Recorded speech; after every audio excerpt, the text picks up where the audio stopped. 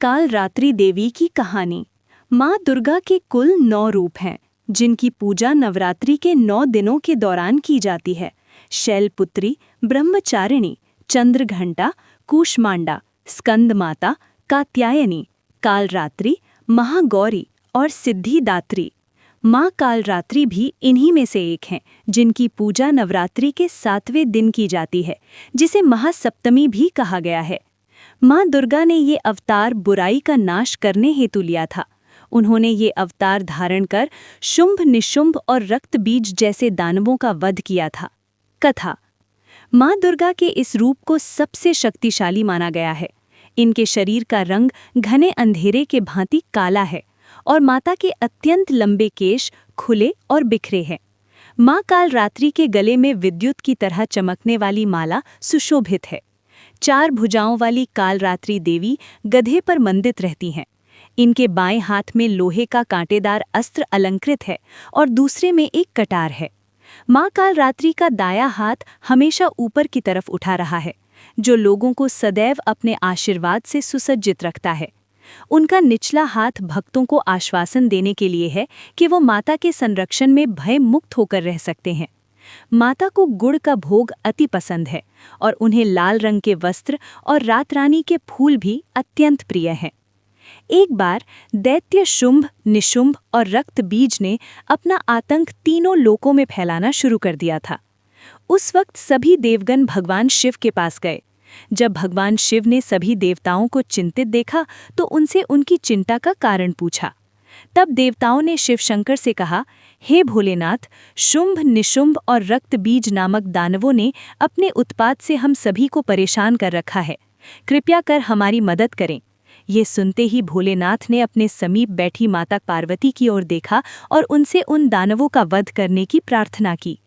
भगवान शंकर की विनती सुनकर देवी पार्वती ने उनके सामने नतमस्तक होकर उनका आशीर्वाद लिया और वहां से जाने की आज्ञा मांगी और दानवों का वध करने निकल पड़ी। माता पार्वती ने दानवों का वध करने के लिए माँ दुर्गा का रूप धारण किया। इस रूप में वो सिंह पर सवारी करती हुई अति मनमोहक और शक्तिशाली प्रतीत हो रही थीं। माता को देख सभी राक्षस अचंभित हो गए। उन तीनों ने माता के साथ एक घमासान युद्ध शुरू किया। दैत्यों ने अपना पूरा बल लगा दिया, परंतु माता के सामने नहीं टिक पाए। आदि शक्ति ने शुंभ और निशुंभ का वध कर दिया। इसके पश्चात माँ ने रक्त बीज के साथ युद्ध करना शुरू किया। रक्त बीज कोई मामूली दानव नहीं था। उसने कठोर तपस्या कर ब्रह्मा जी से अमर होने का वरदान हासिल किया था। ब्रह्मा जी ने उसे ये वरदान दिया था कि जब भी उसे कोई मारने का प्रयत्न करेगा, तब उसके शरीर से निकली खून की बूंदें जैसे ही धरती को स्पर्श करेगी, वैसे ही अनेक रक्त बीजों का जन्म होगा। इसी वरदान के अनुसार जैसे ही माता ने उस पर प्रहार किया, उसकी खून की बूंदें धरती पर गिरी और अत्यंत रक्तबीज प्रकट हो गए। उसी क्षण माता ने कालरात्रि का रूप धारण किया। माँ दुर्गा के शरीर से एक ऊर्जा का संचार हुआ और माँ कालरात्रि का निर्माण हुआ। भले ही वो दानव अति शक्तिशाली था, परंतु माता से जीत पाने का सामर्थ्य उसके अंदर नहीं था। माँ कालरात्रि ने रक्त बीज को अपनी कटार से मार गिराया और जैसे ही उसके शरीर से खून बहने लगा, उन्होंने उसका रक्तपान कर लिया। माँ कालरात्रि की पूजा सप्तमी के दिन करने के पीछे भी एक बहुत बड़ा कारण है। कहा जाता है कि 6 दिन देवी की पूजा करने के बाद 7वें दिन हमारा मन सहस्त्र चक्र में स्थित होता है।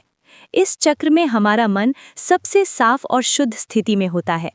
इस वक्त कालरात्रि की पूजा करने से हमें ब्रह्मांड की सभी सिद्धियों की प्राप्ति होती है और सारी असुरी शक्तियां हमसे दूर भाग जाती हैं। माँ कालरात्रि की आराधना का मंत्र कुछ इस प्रकार है, जिसके जाप से सारी मनोकामनाएं अवश्य पूर्ण होती हैं। ओम देवी कालरात्रै नमः, अर्थात ओम के समान निर्विकारी माँ कालरात्रि दुख रूपी अंधकार का नाश करने वाली हैं। दुष्टों व राक्षसों का अंत करने वाली माँ हम सबका कल्याण करें। देवी दुर्गा का ये कालरात्रि स्वरूप शुभ फल देता है, इसलिए इन्हें माँ शुभंकरी नहीं कहा जाता है। माँ कालरात्रि के ब्रह्मांड के समान गोल नेत्र हैं। अपनी हर श्वास के साथ माँ की नासिका से अग्नि की ज्वाला निकलती है। अपने चारों हाथों में खड्ग, लोहे का अस्त्र, अभय मुद्रा और वर मुद्रा किए हुए माँ अपने वाहन गर्दभ पर सवार हैं। माँ दुर्गा का ये अति शक्तिशाली रूप हमें ये सिखाता है कि बुराई कितनी भी शक्तिशाली क्यों ना हो, परंतु उसे अच्छाई के आगे घुटने टेकने ही पड़ते हैं। जो इंसान सच्चे मन से माँ की पूजा करेगा, माँ किसी न किसी रूप में अवतरित होकर उनके जीवन से सभी बुराइयों का नाश करेगी।